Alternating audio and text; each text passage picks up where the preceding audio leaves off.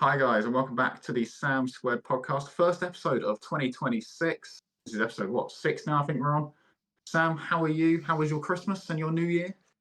Yeah, I mean it always goes by in a flash, doesn't it? And now we're here in January. I'll be honest, I can't stand January usually, but we're here now, so I've got to pretend to like it for a little bit, I suppose. There you go. 31 days of liking it. Yeah. It seems like an eternity since we did our Christmas special. I know. It's been so long since we did it.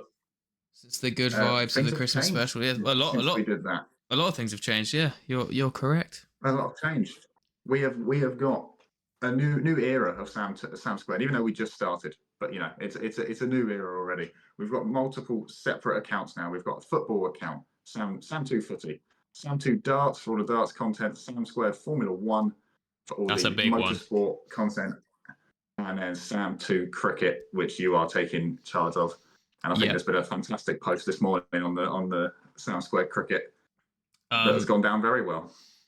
Yeah, fellas, look, let me take the floor here and just say, by no means was I defending that shot from Jamie Smith. That might be one of the most brain dead things I've ever seen, and I've probably done a lot of the brain dead things I've ever seen. It's a shot that I'd be proud of, which is saying a lot because I was a below average batter in my time. I was just defending his place in the team. I'm a Jamie Smith fan. I'm what looks like the one and only member of the Jamie Smith fan club right now. I think he had a brilliant summer, a brilliant start to the summer. And I think it's, he's had a rubbish series, and there's been a couple times he's played some very silly shots like that, which, that one especially, bit unforgivable, right before the new ball, getting out to Marnus Labuschagne bowling bouncers. I think I could survive Marnus Labuschagne bouncers. So, yeah, it wasn't a good shot at all, and it was very stupid, but I think it's maybe a little bit hasty on the drop claims. And if we were to drop him, it was also about Ben Folkes. I'm saying Ben Folkes isn't the answer. It would be James Rue or maybe Jordan Cox. Anyway, so, yeah, I'm sorry. That's you covering your back for your Jamie Smith. They're going to lose so much respect for me. I've made a take and I've backtracked immediately, but still. Literally within hours. Within hours. No, I'm still saying he should be playing though. I'm not. I still believe Jamie Smith is the best current wicketkeeper.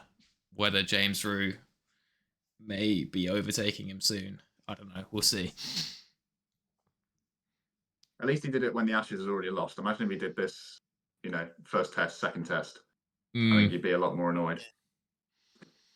Yeah, well, I think he did have a pretty below average shot when the series is still alive, but I mean this definitely trumped it. It was something special.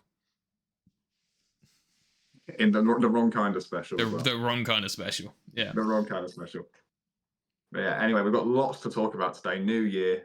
The thing we have to start with really is Ruben Amorim. As we're recording this, maybe 2 hours before we started recording, Ruben Amorim has been sacked by Manchester United after his comments yesterday. Can you believe what he was saying yesterday? I think it was, Man United had no choice but to sack him, I think. Yeah, it was very surprising. I mean, he sort of went for the high route of going, oh, I'm not going to quit. I don't quit. But it's like with his answers, it's like, or his comments, he just was. It looked like a man who wanted to be sacked in my eyes. I think those comments, you're not going to say that unless he's just unbelievably stupid. You're not going to say that and expect to keep your job after it. So I think it's a long time coming. I've seen some United fans upset about it, but I think, obviously there are deeper problems at Manchester United than the manager, but he is also rubbish. That's not, in my opinion, I think Man United have been... Yeah, I think I've seen... Sorry, go on. Man United have been bad for a few years, but they've never been as bad as they have been under him. So, I was going to say, I've seen both sides of Man United fans saying, like, some of them are upset that, again, they've not given him manager time. But if the manager himself isn't going to give himself time, he said, I'm leaving next time. He was like, I'll do what I want. And then it's like, what's the point in backing a man who is definitely going to leave? Like, it's not... Like, I understand where they're coming from, where you can't keep sacking managers. Tottenham are in the same sort of bit at the minute where we're debating. Well, the fans are debating whether Thomas Frank should be given time, but you can't keep sacking managers. It's not a sustainable. Chelsea are quite similar in a way. It's not sustainable to keep sacking people when it goes slightly wrong. And I think United have maybe fallen into that trap. But yeah, Amrin, I think he left the hierarchy no choice. But then again, on the flip side, do the hierarchy just need to get their egos in check? Because Amrin said, "I want to be the manager, not the head coach." And the hierarchy have gone, well, we're in charge, not you. Off you go. It's very much, because I get what Amrin was saying. He wants to be the manager of the team. He doesn't want to just pick the players. He wants to be able to mold his squad exactly how he wants it. I think United are just a mess from top to bottom at the minute. Yeah, I mean, there are painstaking similarities between that and what's been going on at Chelsea with the sacking of Enzo Maresca. I don't see. I think it's a disservice to the fans and the players the way that the Chelsea board acted with sacking Maresca. I think it's just their plan doesn't work. They want a yes man. They want somebody they can push about, somebody who's grateful. That's why we went for Maresca. He was at Leicester. He'd never managed in a top division. He would be, feeling, oh wow, a bit lucky to get the Chelsea job. But it's not sustainable because they want that. They want the relationship to stay like that. But then Enzo Maresca comes and he gets us top four. He wins the Conference League. He wins the Club World Cup. It's only natural that he's going to start asking for things and feel like, oh, I've sort of proven myself a little bit here. I want a centre back. He openly asked for a centre back. We didn't get him a centre back. And then when we concede more goals, it's his fault. So it's just not sustainable because it's only natural that once somebody does well. So if we appoint Liam Rosenior and he starts doing well, the same problems will happen. It's not sustainable. We're in the stage where Maresca fell out with the board. Pochettino fell out with the board. Tuchel fell out with the board. Everybody has fallen out with the board. It gets to the point where it's not, you can't think it's the managers, they're not the problem, obviously. Yeah, it does get to a point. I think that the one difference between Amrin and Maresca is that Maresca has credit in the bank. I think he obviously won the championship with Leicester. He then wins 2 trophies in his first season with Chelsea. I don't care that those trophies weren't, Champions League, Premier League. They were still 2 trophies. Yeah. Whereas Amrin was demanding time and respect and players and everything and backing. He's not done anything yet. Like I got to the Europa League final, but they were terrible in that final. I mean, like it's not, and in the league they've been awful. And somehow they're 6th right now, which feels mental to me. But they're 6th in the league. But we're on the same points as them, which is crazy. They're not playing how Man United should be playing. Whereas Maresca has proven that he can win titles, which is what Chelsea and Man United should all be all about. They should all be about winning titles. And so I think Maresca has more. What's the word? He has more like reason to be angry at the board than Amorim does. Because he has proven he can win. Like you said, he wanted a centre back. Colwill got injured. You haven't signed a centre back, and it's you're struggling at the back at the minute. So yeah, I think Maresca. Again, it was probably coming because again Chelsea's owners have got a bit of an ego issue. I think they want to be seen as we are making all the shots. I don't care who's in charge there. Well, it leads me to my next question. Who do you want to be the new Chelsea manager? Because I think it's going to be Liam Rosenior by the looks of it from Strasbourg. But is that the man you want, or is there another option out there that you're I think leaning towards? I wouldn't say he's the man I want, but he is the only option, really. If I had my choice out of anyone, we've mentioned him a lot before on this podcast, I would throw the bank at Antonio Raiola. But yeah, I thought you might say that.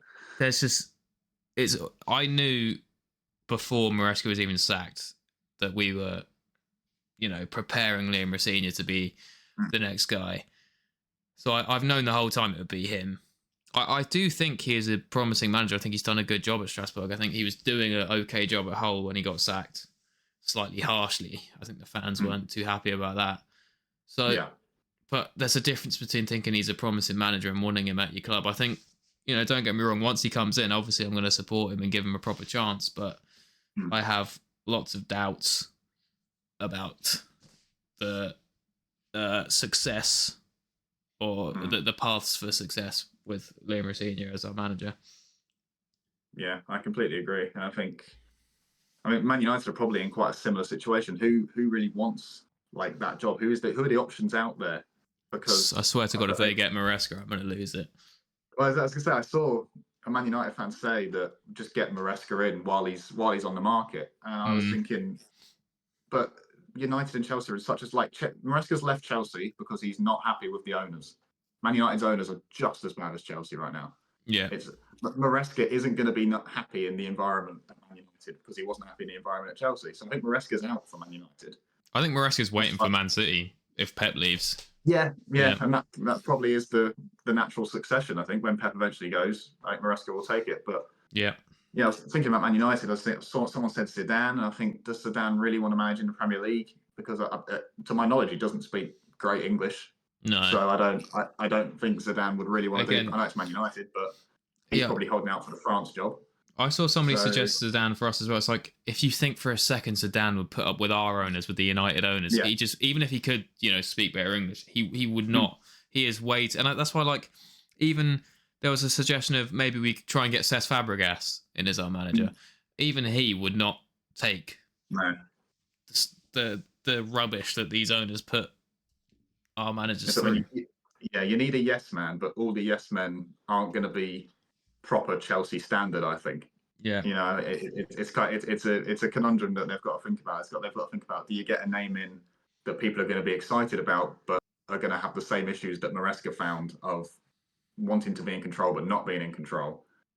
You think, like someone like Graham Potter, he would be a yes man. I know he's rubbish, but he would be a yes man. But then that's not the level you need. So been there, done that, mate. It's a terrible situation for Chelsea. I think it's also awful timing. I think it's all just a big mess. Yeah. So Liam Rosenior to Chelsea is probably the way forward. Man United, I really don't know. They've appointed Darren Fletcher as interim. I saw that.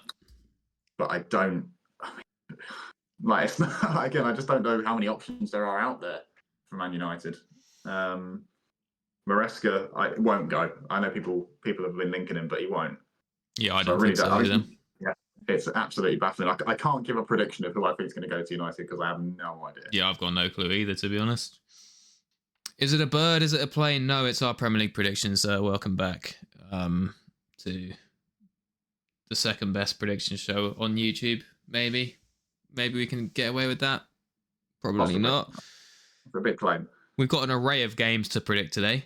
So let's start off. We've got Arsenal versus Liverpool on Thursday. I think, this is obviously on paper a very big game. It is a very big game. Arsenal are starting to maybe run away with it a little bit. City having a couple dodgy results in a row.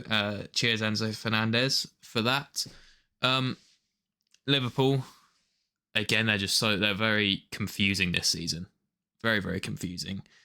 Yeah. Thought they got away with a win at the weekend, and then Harrison Reed just decided to whack one top bins Harrison Reed goal for a giggle. So I think it's at the Emirates as well. So I don't see any result here other than an Arsenal win. Unfortunately, I've gone 2-1 Arsenal. Yeah, nothing else has to be said there.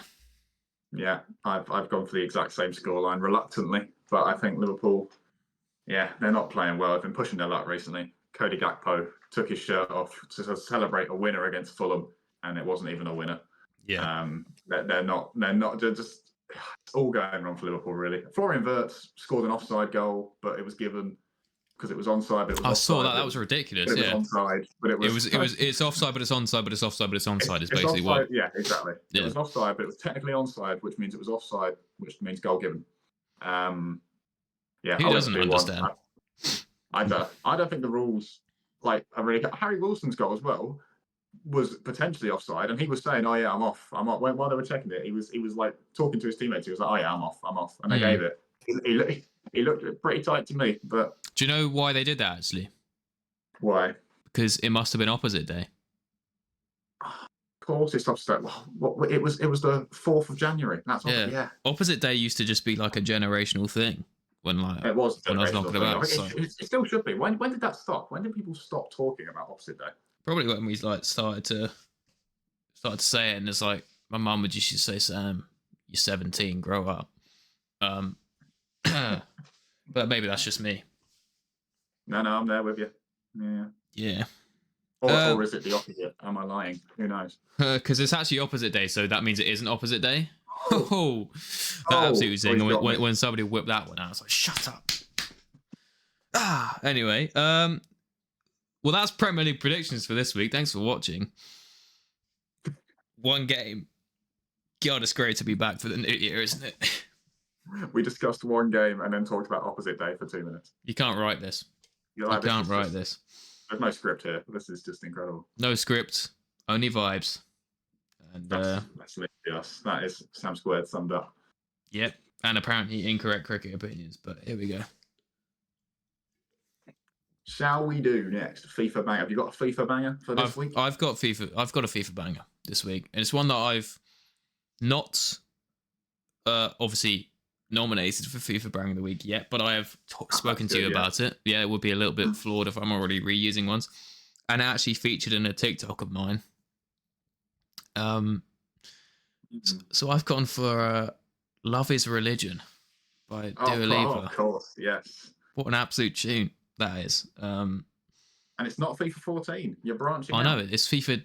What is it? 2021, something like that. I don't know. I think it was 2021, possibly. Yeah, I can't remember. Yeah, good vibes. I mean, Dua Lipa, she's got the voice of an angel. So, let us know your thoughts on Dua Lipa, Sam. Well, I mean, yeah, she's got some absolute bangers. You know, training seasons. Oh, you know that one, like that one. Quite a few. You know, yeah. You know, let's get physical. That's a good one. That's a song title. I'm not making any suggestions to you there. Sorry. Really, really struggling here. I'm sorry. No, it makes good music. And Callum Turner's a lucky man. Let's move on. Very good. I have gone my FIFA banger. Can't remember what FIFA it is. I've gone for Pockets by Hard Life. Don't know what FIFA it was. Possibly 18, maybe. Yeah. Maybe 19. It's that sort of era. Yeah, it's definitely that sort of era. Yeah, just a tune. I don't really know. You know, the other ones I've kind of had like nostalgia, but I feel like this isn't even nostalgia. It's just a good song. But this segment really is something, isn't it? It really is. One day we'll get a comment. Yeah. One day that isn't just saying this is riveting. Yeah. I mean, we're not helping ourselves. It was a good concept. In my head, this was a good concept. Yeah. No, but I feel like it's so like it is a good concept on paper, but it plays out almost not like a good concept, but that makes it a good concept. How like awkward it is almost. Yeah. Because what can you really say apart from just giving your opinion? Yeah, yeah. You said the song there. Yeah, it's a bit of a banger to be honest. And then that's like all we're saying. What else can we add? That's literally it. We said name. You maybe sing a little bit, and then let's start rambling on about Dua Lipa. But then we thought this was going to be like some generational segment. I really did. I really did see it as like. No, we got to keep it around now. It's like when you know. Maybe you have a kid and you don't like it, and you're like, oh, but I've got to raise it now. You got to stick with the kid you get, you know. Right. I'm familiar with that because I think I was that child. Anyway, I'm sure you weren't, Sam. Okay, you really sounded like my mum now. It's freaking me out. Should we move on? Yeah, I think that's football done actually. So. I think that is football done. I don't think we've got anything else to discuss. I don't want to talk about Tottenham this week, so I'll oblige. I'll oblige and not ask you any Tottenham questions. Thank you very much. Now, in the spirit of our new Formula One account, I've got a couple of Formula One quizzes for you. Would you like? Yes, I love a quiz. Start one off. And I love Formula One. I'm ready. You love Formula One. Right. This first question I've got for you. I want you to name the top 10 drivers with the most wins who haven't won the World Championship. Okay, haven't won. Okay, so this is haven't. It's not like most wins before win. It's just people that haven't won a World Championship. That's just most. They've never won a championship in their career. Okay. Most wins. Okay. Yeah. Rubens Barrichello's got to be up there. He is number 5 with 11 wins. Okay, 11 wins. That's giving me a bit of a ballpark. There you go. That means wins. Valtteri Bottas he's got like 10, and he's got to be like around there. He has got 10. He is number 8. There are a Okay. few ties in here, but he's number 8. Mark Webber. Matt Webber, he is number 9 with 9. Okay, so who's like really up there then? Oh, David Coulthard. He is number 2 with Number 2. 12. Okay. 12. Okay. David Coulthard. You're doing well.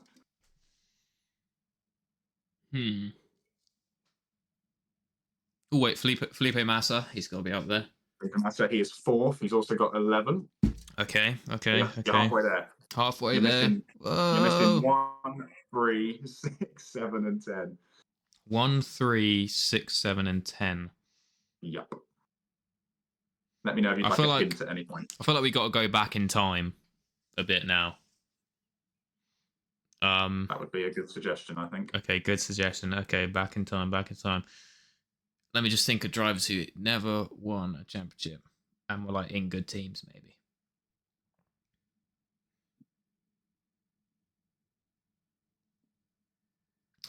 I'm gonna go Gerhard Berger. He was like he was in McLaren, wasn't he? Is he on there? He was McLaren and Ferrari. He is number 7 with 10. Okay, 10. Very good. So we still got. Still missing number 1. Still missing number 1. Mm. Is it like fairly obvious? I wouldn't say it's fairly obvious. I mean, like, you will know who this person is. It's not like it's not like Rowe. When you hear it, you'll probably be like, oh yeah, of course. But yeah, think back in time. Back in time, okay. It's not Sterling Moss, is it? It is Sterling Moss. 14 wins for Sterling Moss. I just did something horrendous in the camera, but we'll move on now. Anyway. So you've got 3 left. You've got number 3, number 6, and number 10. Number 3, number 6, and number 10. I'm just thinking back of the quiz that I always do about like world champions, and I'm trying to think of like, have I done any other quizzes? I'm just thinking of like that era way back. Hang on. Oh wait.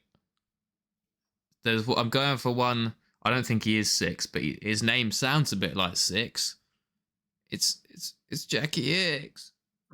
I like what you did there, but sadly Jackie X is not on the list. That's your first strike. Isn't he? Oh, what? He's not on the list. How many does he have? I believe he had 8 wins, if I remember. Oh, wow. I think he was just off this list, but yeah, he is not there. Okay, well, they're in the right sort of era for some of them though. There's one driver who was like 70s, and there was one that was like 70s, 80s, and another one much more recent. Much more recent, as in closer to now. Okay. Okay. Okay, I should be able to get the much more recent one then. Like very recent. It's not. Like, think. It's not Perez, is it? Not Checo Perez. Oh wait. It's your second strike. You got one more. Oh wait, it's Oscar Piastri. That's so it's obvious. Oscar Piastri. That's so stupid of me. He's got 9 wins. So yeah, you've got 2 more, both from the sort of 70s, 80s kind of era.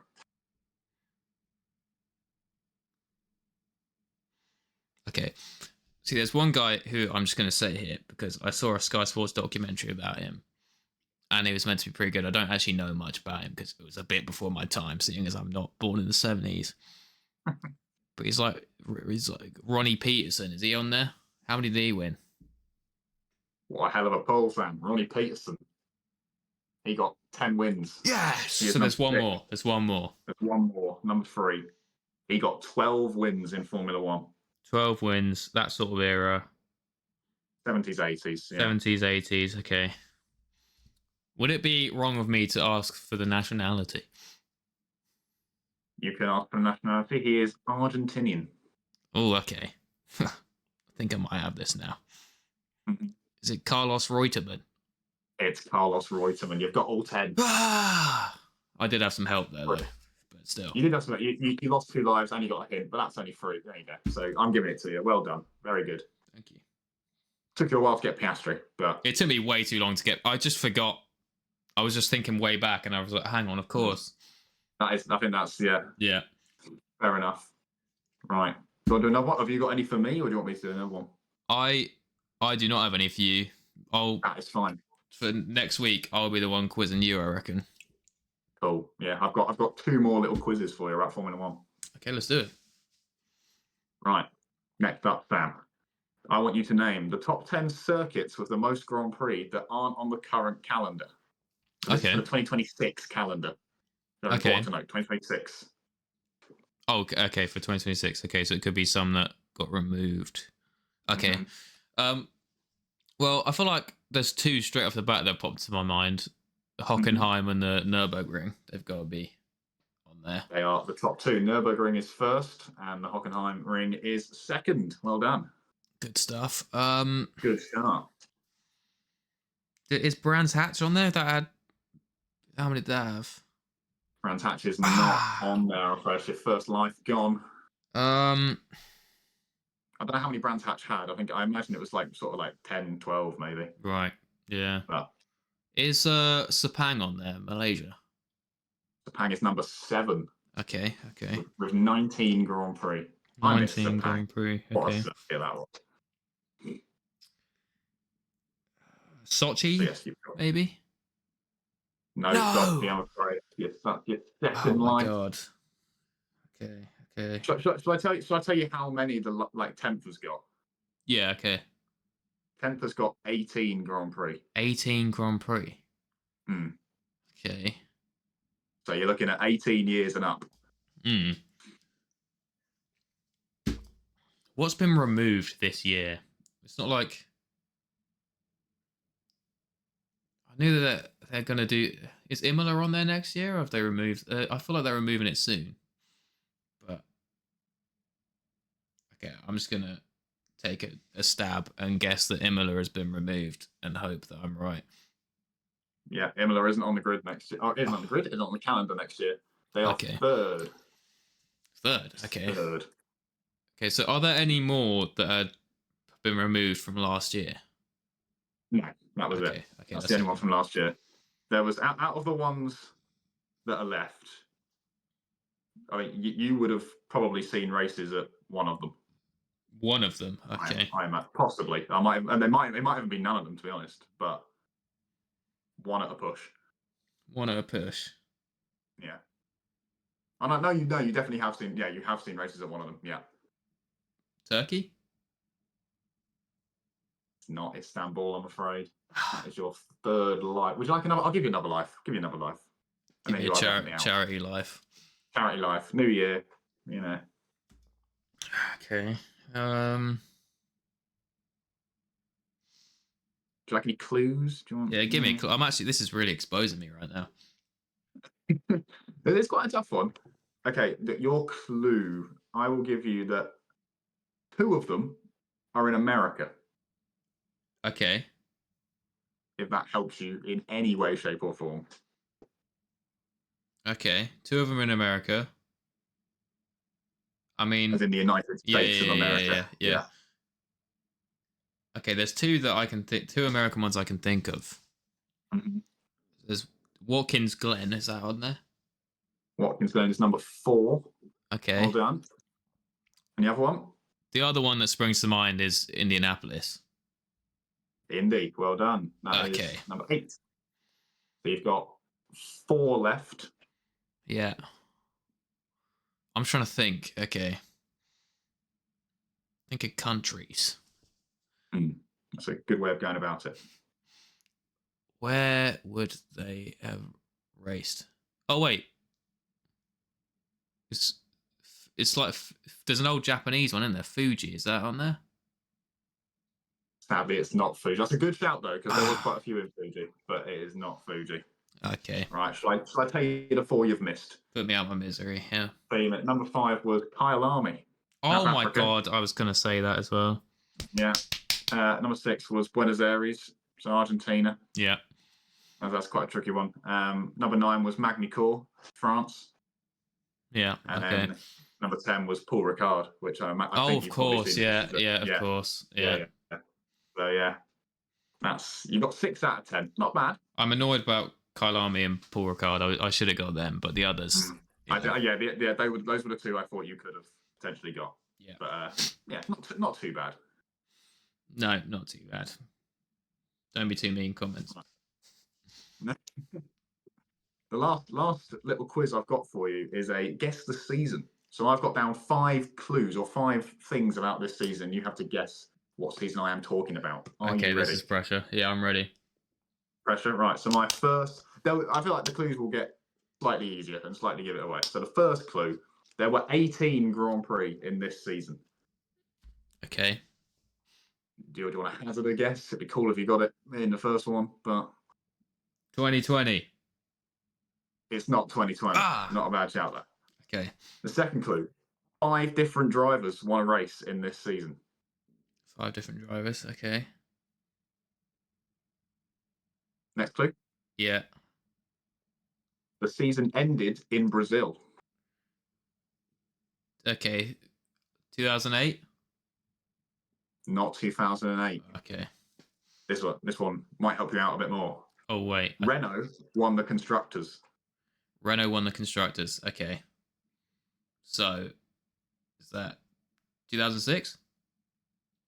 2006. Well done. Come on. Very good. The last clue was it was Michael Schumacher's last year at Ferrari. Yeah. That was my last clue. I thought I'd give it away, but yeah, very good. You deduced it pretty well. Yeah. Good stuff. It's making me nervous. 4 clues. It's making me more nervous than the other ones. It's testing your F1 knowledge. That's what it is. Yeah. But you did well there. So the World Championship darts is over for another year. Luke Littler, back-to-back world champion at 18. Absolutely dominated the final against Jan van Veen.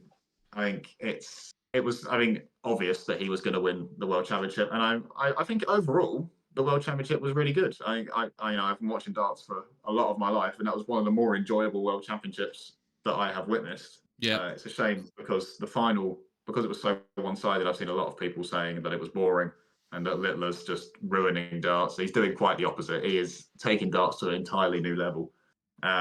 He can't help being the best. It's not. Yeah. It's not his fault that he is ridiculously good at this sport. As we're recording this, the Premier League lineup comes out today in about 2 hours' time. So I'm very excited for that. And Q School starts today, which is when people can try and get on the tour. It's just basically just like a week-long playing of darts, trying to earn points to get the tour card, which is very cool. Anyone can turn up. One day, my goal is to go to Q School one day. I would love it. You have to pay a lot of money, but it would be just to be knocking about with them. Bucket list type of thing. Yeah, exactly. It's a bucket list moment. It is. Yeah. So yeah, the World Championship, high quality. I don't think darts has ever been there's not been a higher quality of darts than there is right now. I think people are underestimating how good it is because Luke Littler is dominating. But there are so many world-class players right now. There were so many upsets. You saw David Munya from Kenya winning in the first round. Moment that was for Africa and for darts as a whole. Nitin Kumar for India, the first Indian to win at the World Championships. Darts, it's becoming a world sport, which is good because for a long time it was just the UK and like the Netherlands, Germany, places like that. Yeah. So like it's truly becoming a world sport, which is what sport needs to grow at the end of the day. Because people who don't watch darts, they kind of put it in the same sort of category as like snooker, maybe, where it's not really a sport, but it is. It's a sport. It's better than snooker. No disrespect. The adrenaline that goes through. I can't imagine playing on a stage like that in front of 5,000 people, either booing or chanting your name. It's quite incredible. So yeah, I think darts in a really, as someone who has watched darts for a long time, I was there before the Littler Brigade. I'm a proud darts fan for a long time. It's amazing how popular it's become because I don't think it would ever become this popular. So Littler, all the people that are criticising Luke Littler, there's no point. He's done so much for this sport. There's so much. He won £1 million. If it wasn't for him, it wouldn't be at £1 million yet. The prize money. Yeah, he's the one who's got it up to £1 million. he said in his little rant after the quarterfinals, I think, or no, the last 16, where he said to the fans, you're booing me, but you're paying for my prize money. You're paying to watch me. Yeah, that's true. Yeah, people are paying to watch darts because of one person. Yeah, and loads of young people are getting into darts, which is good. It used to be, just like fat old men playing darts. That's what it used to be. Yeah. Back when like Phil Taylor was playing. So there's a whole new demographic, and I think, yeah, darts. If you want to hear more of my darts opinions, very correct darts opinions, follow Sam2 Darts. Yeah, please follow all our new accounts for the new year. Yep. Especially Sam's cricket. Yeah, if you want to hear incorrect cricket opinions, then follow that account. Yeah, we will do lots of different content. Not just football. Obviously, a lot of people want to listen about football. But Formula One, the season testing starting soon. Yeah, darts is it's on all year. Not lots of people only watch darts for the World Championship, but it is on all year, guys. You can watch darts all year round. Yeah. Cricket, it'll be interesting to see what the aftermath of the Ashes is with Bazball and all that. Do you think they'll change? I'm not in the inside. I don't know, what's going on really with cricket. But do you think they'll get rid of Brendan McCullum? Or I think he probably will get the T20 World Cup, because that's around the corner. If we have a bad T20 World Cup, then I don't see how he can survive that. It's my opinion that I think he probably should go at this point, but whether he will, we'll just have to see. Yeah, I mean, time will tell. By the next time we film a podcast, Man United might have a new manager, Chelsea might have a new manager. It's all. Yep. Or we might have sacked a manager again as well. You might have. Tottenham might have sacked Thomas Frank. Maybe, yeah. Yeah. Is there anything else to talk about? I feel like there's not. I feel like we're speeding through them recently. Yeah, well, I think this is a short one to start the year. Maybe we can sort of use this and add some more substance to it. Realize that maybe we need some more talking points for the next episodes, but yeah, I don't think there's anything else to talk about today. Predictions today. No, that's true. That's true. That's kind of yeah. But next week we'll have proper predictions. Yeah, do some more quizzes for next week. Yeah. Yeah. I could find you a cricket one if you want to do a cricket one, or Yeah, I think what we can approach it as is like, how can we get maybe for each sport? I don't know. This is just a spitball. Maybe like 5 clips, 5 clip-worthy moments from the podcast alone. Yeah. For the week. That. So maybe that's something that we can look for next week. But yeah, that's a good way of looking at it. Because so like even for this, so we've got the 3 quizzes that I did for F1. We've got football. We talked about Aaron. We talked about Maresca.